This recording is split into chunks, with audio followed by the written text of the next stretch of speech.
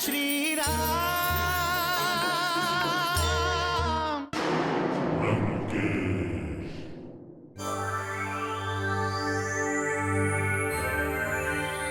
श्री राम जय जय राम। श्री राम जय जय राम।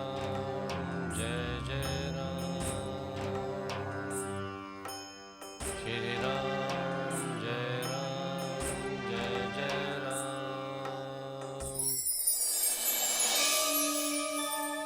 श्री राम जय जय राम।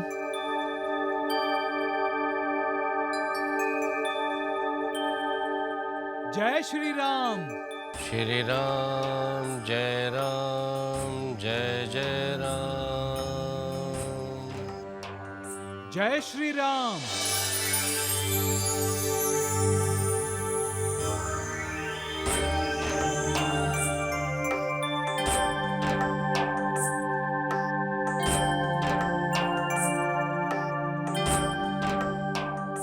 श्री राम जय जय राम।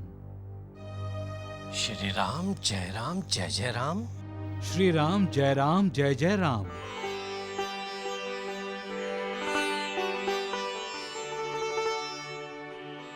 जय श्री राम। लंका में श्री राम की जय बोलने का साहस करने वाले आप हैं कौन और इस भवन में कैसे आए? मैं यहां से जा रहा था तो आपके भवन पर शंख, चक्र और धनुष का चिन्ह देखा और आपके आंगन में माता तुलसी का पौधा देखा तो मैं समझ गया यह अवश्य किसी नारायण भक्त का घर है और आपके दर्शन के लिए रुक गया। परंतु जय श्री राम। यही प्रश्न तो मैं आपसे पूछना चाहता हूं कि लंका में रहकर आप प्रभु श्री राम की जय कैसे बोल रहे हैं?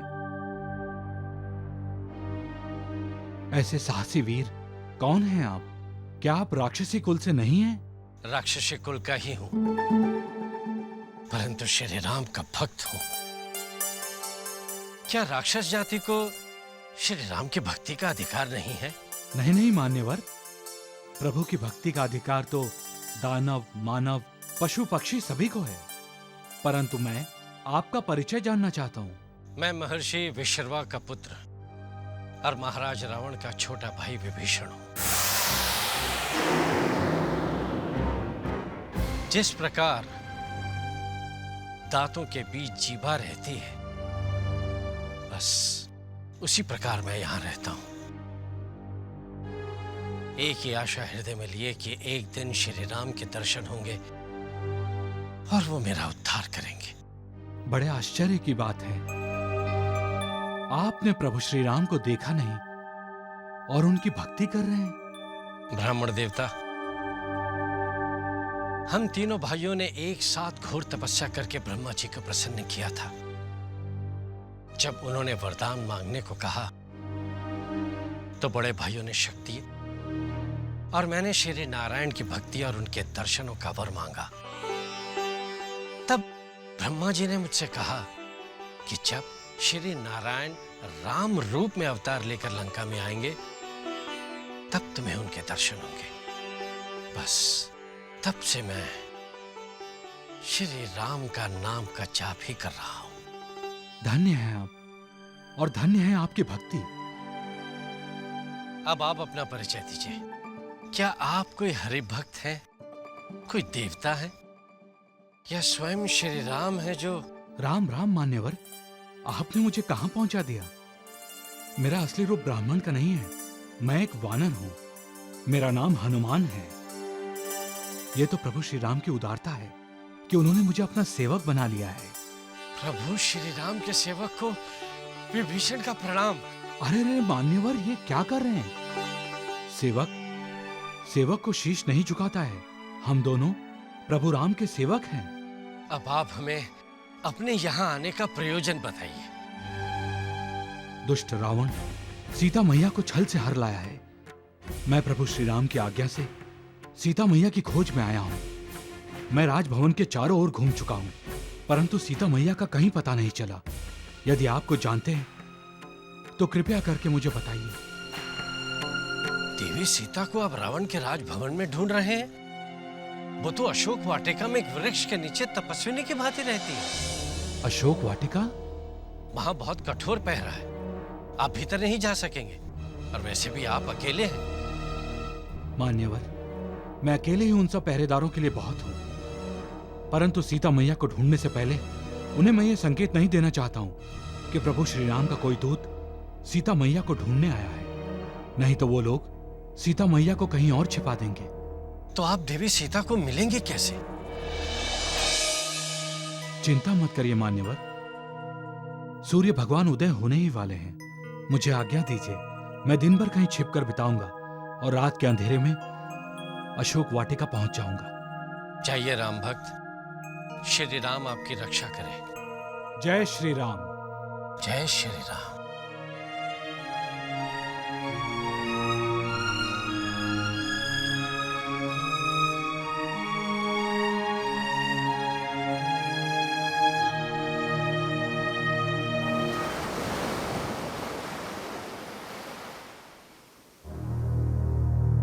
कौन हमें आकर ये बताए कि हनुमान जी लंका में पहुंच गए हैं या नहीं? युवराज अंगद, हनुमान जी गुणों का भंडार हैं। वीरता के साथ साथ उनमें साहस है, दृढ़ निष्ठा है, श्रद्धा है, भक्ति है और बुद्धिमत्ता तथा ज्ञान है।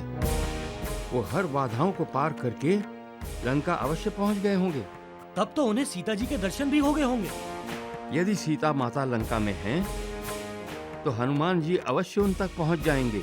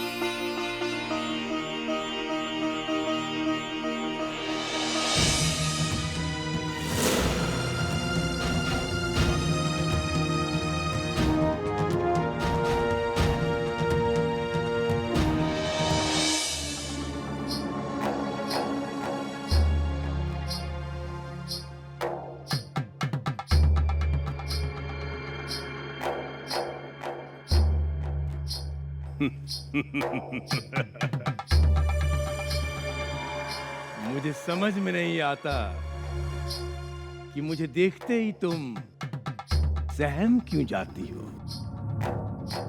जैसे सिंह को सामने खड़ा देख मृग भयभीत हो जाता है। सीते, मैं तुम्हारे लिए सिंह नहीं, तुम्हारे प्रेम का उपासक हूं। तुम में वो चुंबकीय शक्ति है जो मुझे तुम्हारी ओर आकर्षित करती जाती है। मेरी ओर देखोगी नहीं? कदाचित तुम ये नहीं जानती कि तुम कितनी सुंदर हो, तुम में कितना आकर्षण है। सीते, लंकेश ऐसे ही थोड़ी दौड़े दौड़े आ जाता है तुम्हारे पास। मैं तो तुम्हारे रूप का पुजारी बन गया हूं। मुझ पर कृपा कब करोगी देवी? मेरी सारी रानियां तुम्हारी सेवकाएं बनकर सेवा करेंगी। तीनों लोगों का सुख तुम्हारी वहां प्रतीक्षा कर रहा है। दुष्ट, जो परम सुख मुझे श्री राघव के धर्म पत्नी होने से मिला है, उससे बड़ा सुख तीनों लोकों में नहीं है। श्री राघव की धर्म पत्नी और सुख।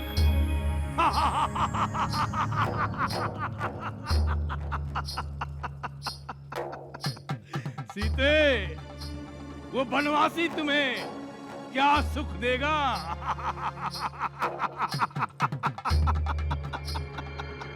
पता नहीं वो अब तक जीवित है या नहीं।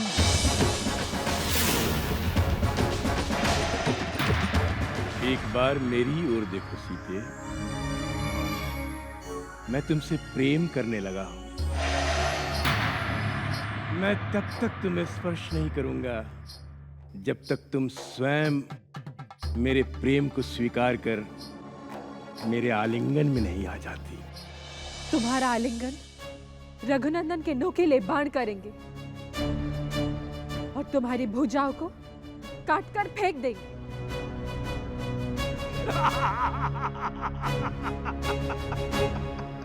तुम्हारी भलाई इसी में है। तुम अपना मन मुझ पर से हटा लो, अन्यथा तुम्हारे पाप की आग में तुम्हारे सोने की लंका सहित तुम जलकर भस्म हो जाओगे। पूरे राक्षस कुल के विनाशक कहलाओगे तुम। बस! अब एक शब्द और कुछ मत बोलना। मैं प्रेमवश तुमसे मीठी मीठी बातें कर रहा हूं और तुम उसे मेरी कायरता समझती हो। तुम मेरी शक्ति से अनभिज्ञ हो। ये लंकेश यदि भ्रिकुटी हिला दे तो सूर्य और चंद्र भय के मारे कांपते हुए जहां हैं वहीं ठहर जाएं। तुम वीर नहीं हो रावण, तुम डरपोक हो, कायर हो तुम जानते थे श्री राम से युद्ध में तुम कभी नहीं जीत सकते। इसीलिए जिस तरह एक लोमड़ी शेर के सामने जाने से डरती है, उसी तरह उनके होते हुए तुम हमारी कुटिया में पांव भी ना रख सके। सीते!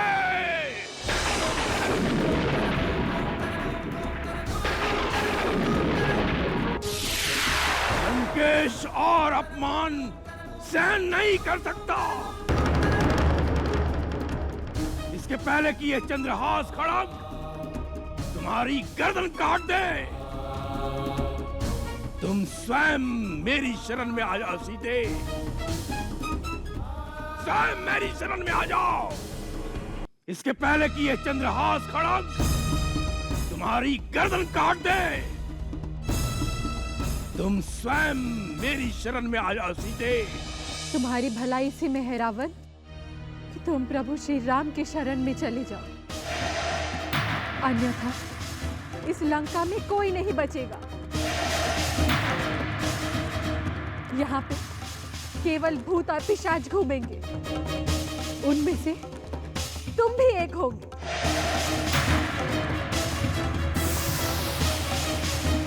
सीता! नाथ, ये क्या कर रहे हैं आप?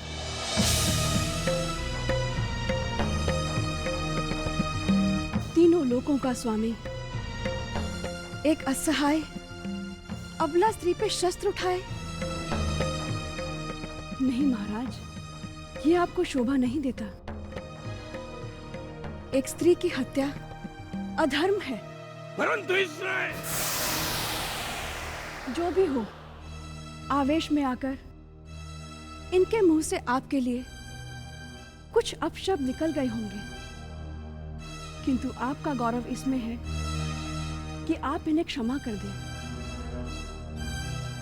इस समय ये आपके अतिथि हैं और अतिथि को इतना कठोर दंड नहीं दिया जाता। ठीक है महारानी मंदोदरी,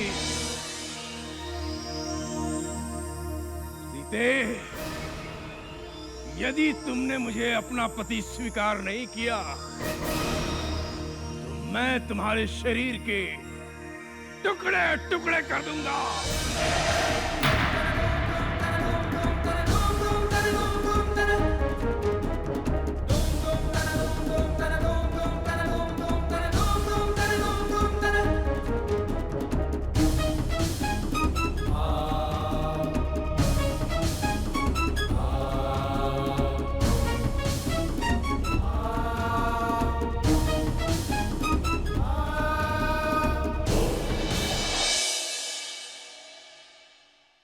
चाहती क्या है? लंकेश की बात क्यों नहीं मानती? याद रख, तेरी ना का मतलब है तेरी मृत्यु। लंकेश के कहने पर हम तुम्हें कुछ ही पलों में खा जाएंगे। खा जाओ मुझे, नोच नोच कर खा जाओ मुझे तुम सब। परंतु जो तुम और तुम्हारा स्वामी रावण चाहता है वो कभी नहीं हो सकता। मैं एक पतिव्रता नारी हूँ। मेरे पति प्रभु श्री राम की अनुपस्थिति में वो दुष्ट पापी रावण मुझे हर कर लाया है। वो वहां होते तो अधर्मी रावण आज जीवित ना होता। तुम सब मुझे मारना चाहती हो ना? प्रतीक्षा ना कर, शीघ्र मार डालो मुझे, मार डालो मुझे। मुझसे ये दुख और सहा नहीं जाता, सहा नहीं जाता मुझसे ये दुख। तुम सब सीता को क्यों घेरे खड़ी हो? जाओ सब यहाँ से। नहीं जा सकती। हम लंकेश की आज्ञा का पालन कर रही हैं। किसकी आज्ञा का पालन करोगी जब आज्ञा देने वाला ही नहीं होगा?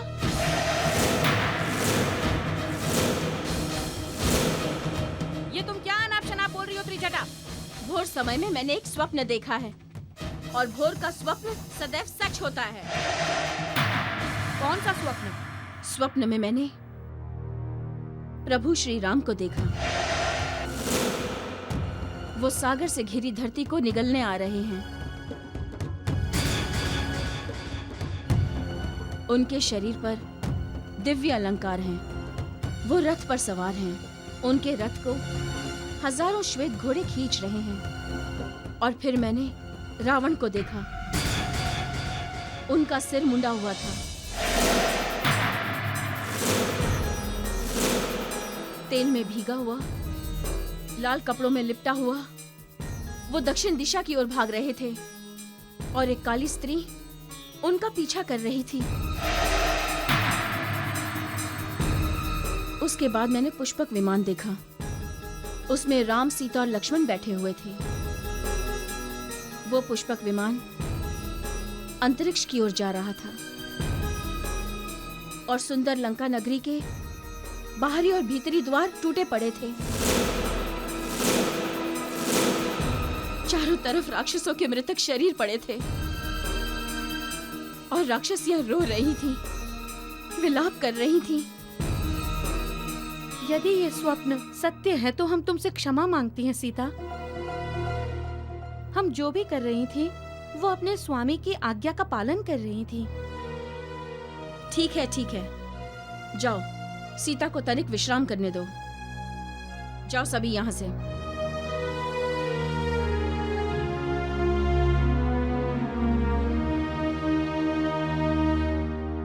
इन राक्षसियों पर क्रोध ना करना पुत्री।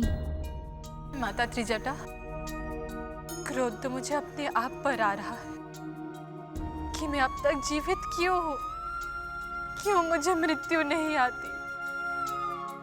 कब तक जलती रहूंगी मैं विरह की अग्नि में? कब तक प्रतीक्षा करूंगी मैं रघुनंदन की? कब आएंगे मेरे राघव? लेकिन वो कैसे आएंगे? कैसे पता चलेगा उन्हें कि मैं कहाँ हूँ? कौन बताएगा उन्हें? इस लंका में कौन है मेरा शुभ चिंतक? कोई भी तो नहीं। सबकी चिंता दूर करने वाले भगवान शिव हैं पुत्री। उनका ध्यान कर।